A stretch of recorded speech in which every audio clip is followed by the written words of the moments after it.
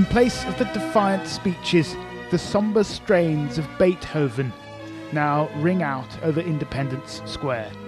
This revolution is moving into a new phase. But amidst the flowers and the children's tributes, flashes of something more sinister. Groups of armed men strut through the square with dubious iconography. That yellow armband is a Volksangel, a German symbol used by several SS divisions during the Second World War. Far-right graffiti is appearing, daubed on the walls of the city. The people who brought down the government were overwhelmingly ordinary Ukrainians, students and doctors, workers and even families, people who simply refused to back down. But the most organised and perhaps the most effective were a small number of far-right groups. When it came to confrontations with the police, it was often the nationalists who were the loudest and the most violent. A group calling itself the Right Sector is perhaps the largest. Its members can be seen marching around Kiev in columns of about a dozen. Mostly they carry baseball bats.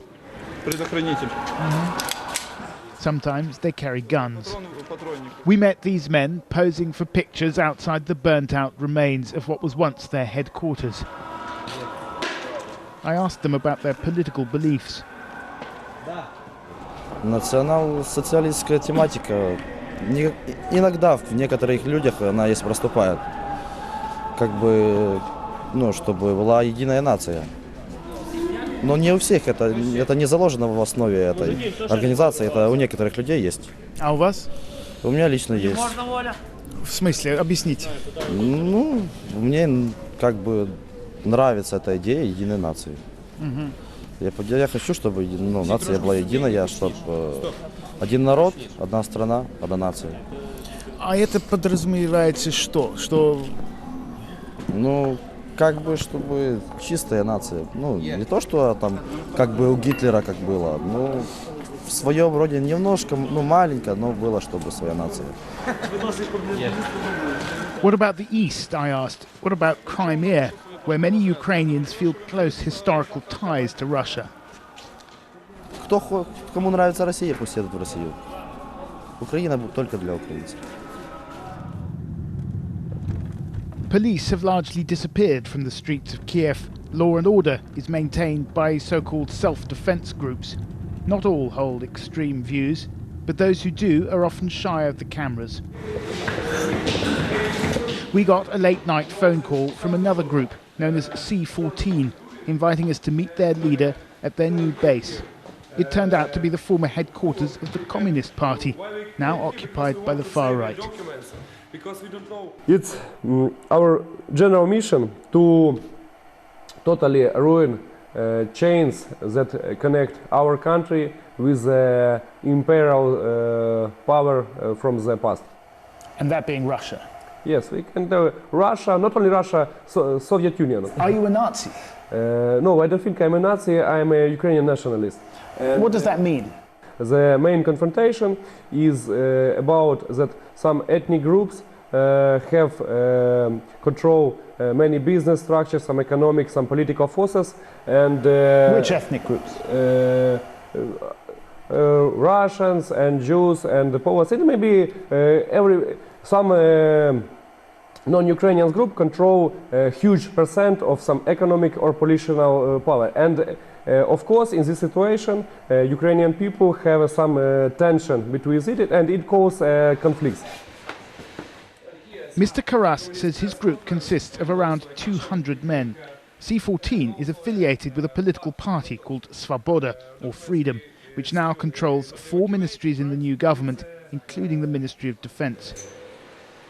2 of its MPs were recently photographed brandishing well-known far-right numerology. 88 stands for the 8th letter of the alphabet, HH, Heil Hitler. We, as Svoboda, in no way espouse Nazism. In fact, we fight against Nazism. For us, Nazism and communism are two sides of the same coin. Those are both totalitarian ideologies which destroyed the Ukrainian nation in the 20th century and fought against Ukrainians and killed millions of Ukrainians. The fervour of the revolution is beginning to fade now. People are starting to move on. But it's clear that it was the radical groups who kept up the pressure on Viktor Yanukovych, and many of them feel that this really is their victory. The question is, how much power will that give the far right in the new Ukraine? Ukrainian politics is in a state of flux. Different groups are jostling for position. Left-wing activists have also taken control of some government buildings, but it's the right that appears to be coming out on top. When the fighting started, they started to attract more and more young people, and then not only young people, but all kinds of persons. Where they were marginal, regarded as marginal previously, now they are seen as being at the core of the protest, and therefore at the core of those who now have a popular legitimacy to make decisions. With their anti-Russian rhetoric, events in Crimea will almost certainly play into the hands of the nationalists. No one knows exactly how strong they are in terms of numbers, but the influence of the far right in Ukraine is growing.